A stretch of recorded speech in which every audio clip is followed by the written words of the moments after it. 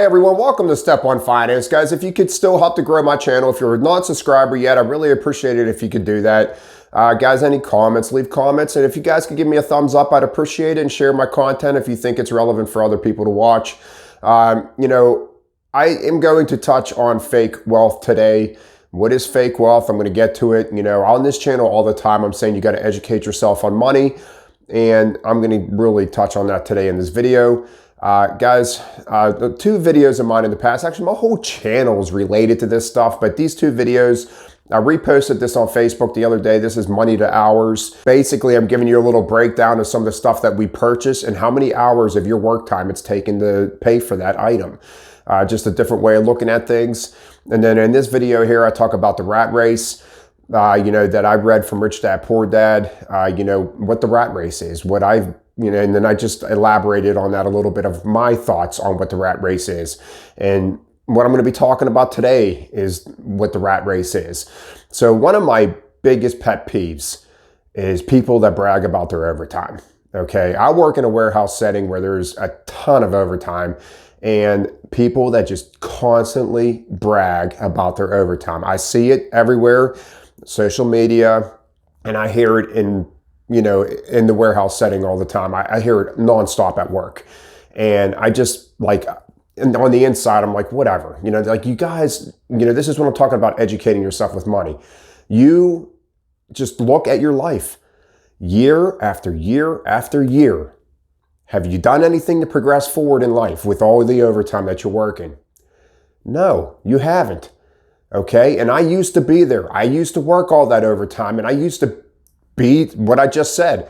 Year after year after year, I'm still in the same freaking spot. I still have debts. I still, I'm buying stuff that I can't afford. I'm going on vacations that I can't afford. And I feel like I can afford it because I'm working the overtime to do so. I got brought up at work the other day of, because I leave work early a lot, and I take no pays from work a lot. And how can he afford that? How can he afford to do that? And then you got these guys that been at work for 30 years working overtime. It's because I'm educated with my money. That's why. And this is minus the stimulus checks that we have been getting. I have invested more in the last 8 months working 32 to 40 hours a week than I have ever invested in my life. And I used to work 700 to 900 hours a year in overtime. And there's guys at my work that work more than that. There's guys at my work that put 1,000 to 1,500 hours a year into overtime. And then they'll sit there and talk about it like you should be excited for them. A huge pet peeve of mine, guys. All right, I'm working 32 to 40 hours a week, and I'm investing more than I've ever invested before, because I'm educated with my money. So when you guys are on here saying, I'm working 3 shifts, I'm working a double shift, I'm working 2 jobs. So do you have anything to prove for it besides a vacation that you went on? Do you have anything to prove besides a brand new car sitting in your driveway? Do you have anything besides your basic company retirement plan, whether it's an IRA or a 401k or a 403b? Do you have anything besides that? Because if you're in your 30s and you're looking at a guy that's getting ready to retire, and he has $300,000 to $400,000 to $500,000 in his 401k or Roth IRA, do you really think that's enough? Are you sitting there like, okay, I got $80,000 at the age of 30. Well, I'll be at that $400,000 by the time I retire. I'll be at that $500,000 by the time I retire, if I keep putting in my 3% or 4% a paycheck. Guys, first of all, their $300,000 to $500,000 that they have towards retirement right now is not enough. It is not enough. Now picture, 25 years down the road or 30 years down the road, whenever you go to retire, adjusted for inflation, you're not even close to enough to retire with $300,000 to $500,000. You guys need to start educating yourselves on what I need for the future, and you need to do it now, because even $1 million is not going to be enough. Remember, there's 2 of you if you're married. There's 2 of you that are retiring. Are you able to, handle your lifestyle and give yourself enough money if you retire at the age of 65, until you're 75, 80? And people that are banking on that Social Security being there, come on, guys, seriously? If you're under the age of 50 and you're banking on Social Security, man, you're going to have a huge reality check, because it's either not going to be there or you're going to be getting very, very little from it. I'll tell you that. You're going to be getting very little from it, if anything at all.